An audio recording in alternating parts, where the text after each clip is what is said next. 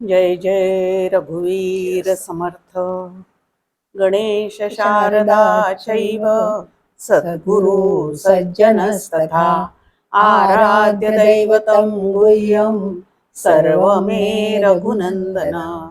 कृपा कटाक्षाची या किरणे मोह समुद्राचे आटणे घडे जय त्या श्री कृष्णे वंदू तया ते श्रीराम। जयांचे करिता स्मरण होय सकल विद्यांचे अधिकरण ते वंदू या श्री चरण श्री गुरूंचे। जय जय रघुवीर समर्थ। नमस्कार प्रेक्षक हो, आज आपण ज्या वास्तूमध्ये आलेले आहोत आणि तुम्ही जी वास्तू पाहणार आहात त्याचं नाव शिवगड अध्यात्म चॅरिटेबल ट्रस्ट। आता या चॅरिटेबल ट्रस्टचे अधिष्ठान असणारे परमपूज्य डॉक्टर श्रीकृष्ण दत्तात्रय देशमुख यांचा जो परिचय आहे तो आपणासमोर करून देण्याचा प्रयत्न करते आहे। परमपूज्य डॉक्टर काका उर्फ श्रीकृष्ण दत्तात्रय देशमुख बहुआयामी, बहुगुणी व तरीही निरहंकारी असणारे हे व्यक्तिमत्व। 11 जुलै 1934 हा आम्हा साधकांसाठी मंगल दिन आहे, कारण परमपूज्य डॉक्टर काकांचा जन्मदिवस हा आहे।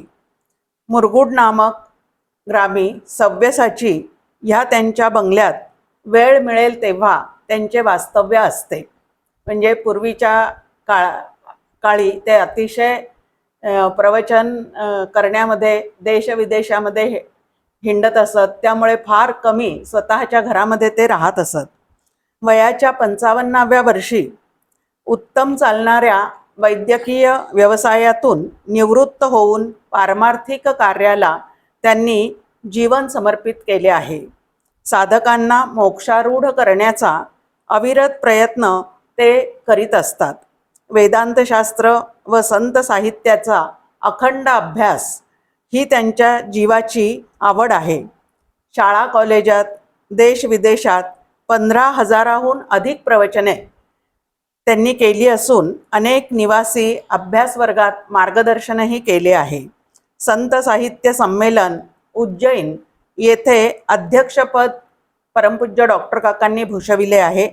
स्वतः वारकरी सांप्रदायिक असूनही समर्थ संप्रदायात तेवढ्याच आनंदाने सहभागी होतात आणि समर्थ साहित्याचा त्यांनी भरपूर अभ्यास केलेला आहे। त्यांच्या एका काव्यामध्ये ते म्हणतात की रामदास भरे अंतरी, म्हणजे समर्थ रामदास स्वामींचं जे वाङ्मय आहे ते वाङ्मय खरोखरीच त्यांच्या अंतरंगात बहरलेले आहे। हे त्यांच्या प्रवचनातून लेखातून सुद्धा आपल्याला नक्की जाणवते। हरिभक्त परायण श्री शंकर महाराज खंदारकर यांचा अनुग्रह परमपूज्य डॉक्टर काकांना प्राप्त झालेला आहे। त्यानंतर त्यांना अनेक पुरस्कार मिळालेले आहेत। त्यांची काही नावे मी आपल्यासमोर सांगते। स्त्री कुटुंब नियोजन शस्त्रक्रियांसाठी महाराष्ट्र राज्य शासनाचा प्रथम पुरस्कार परमपूज्य डॉक्टर काकांना मिळालेला आहे। अखिल भारतीय कीर्तन कुल त्याचा पुरस्कार समाजभूषण पुरस्कार सन 2004 डोंबिवली येथे त्यांना मिळालेला आहे।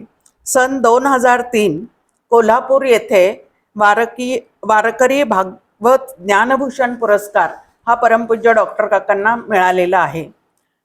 श्री क्षेत्र नृसिंहवाडी भूषण पुरस्कार, संत कबीर भूषण पुरस्कार 26 जानेवारी 2006 औरंगाबाद येथे मुकुंदाचार्य पुरस्कार, सांगली जिल्हा नगर वाचनालयातर्फे 2007 साली श्री संत रामदास स्वामी पुरस्कार, अमृत महोत्सवानिमित्त 2008 साली मुरगुड येथे भव्य नागरी सत्कार झालेला आहे।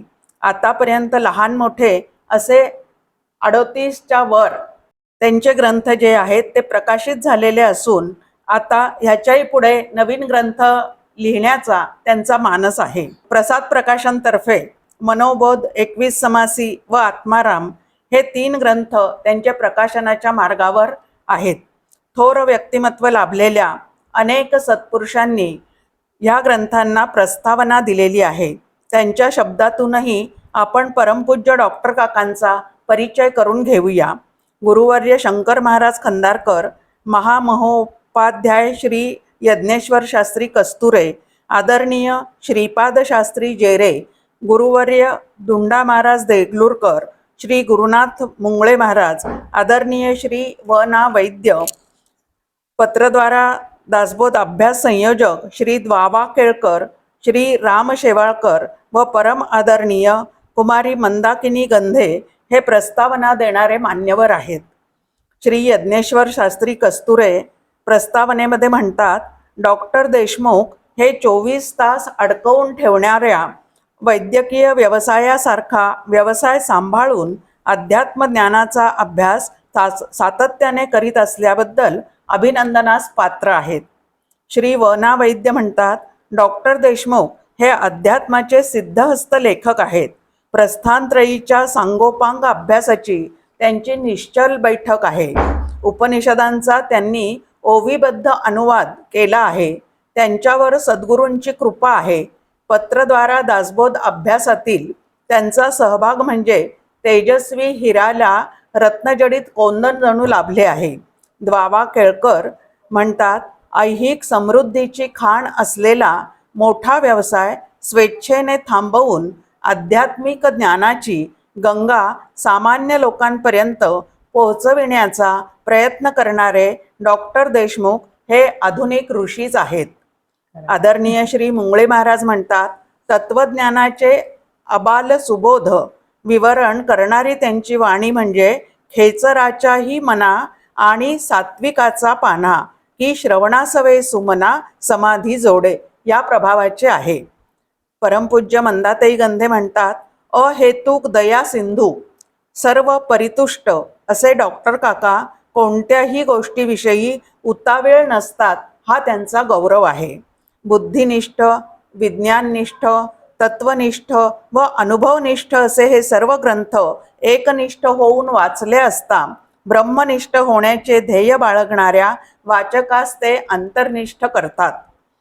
प्रभावी प्रवचन, प्रवचनातील प्रासादिक शब्द, प्रवचनासाठी अखंड प्रवास, सतत चित्ताची प्रसन्नता, प्रवासातून सहजपणे साधणारा आध्यात्मिक मूल्यांचा प्रचार हे सर्व साधण्यासाठी प्रखर वैराग्य आणि प्रबळ इच्छाशक्ती, प्रजारंजनाऐवजी प्रजाप्रबोधन साधण्याचा श्रद्धायुक्त प्रयत्न, बेजोड प्रसंगावधान, प्रपंचवृत्तीचे प्रशमन असे अखंड प्रकाशमय जीवन ज्यांचे त्या प्रज्ञाप्रभात प्रभाकराला प्रणाम, असं मंदाताईंनी फार सुंदर वर्णन परमपूज्य डॉक्टर काकांच्या व्यक्तिमत्वाचं केलेलं आहे.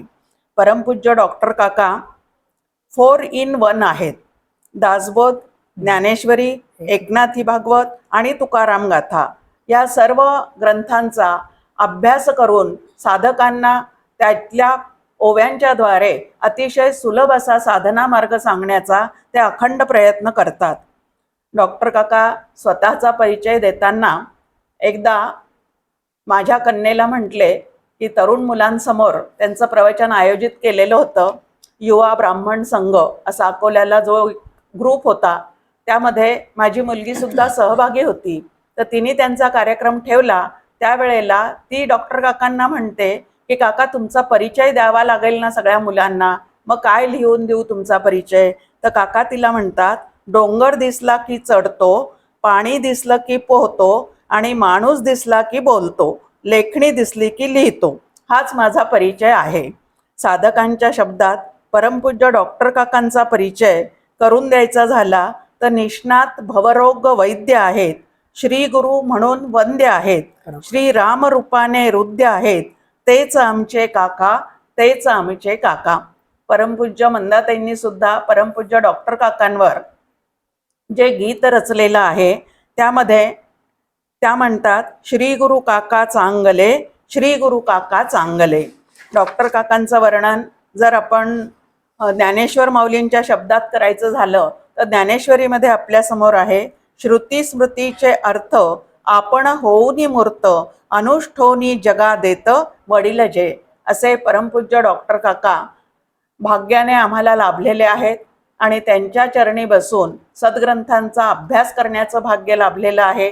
परमपूज्य डॉक्टर काका आम्हाला नेहमी म्हणतात की समाजामध्ये जाऊन वेदांत साक्षर करण्याचा इतरांना प्रयत्न करा, म्हणजे वेदांताचा प्रचार आणि प्रसार सातत्याने होत राहावा आणि आद्य शंकराचार्य प्रणीत केवल अद्वैत संप्रदाय हे आपल्या संप्रदायाचं नाव आहे असंही डॉक्टर काका सांगतात. मग आद्य शंकराचार्यांनी जे अद्वैत तत्वज्ञान मांडलेलं आहे त्याचा जागोजागी प्रचार आणि प्रसार करावा अशी त्यांची आम्हा सर्वांकडनं अपेक्षा आहे. जय जय रघुवीर समर्थ.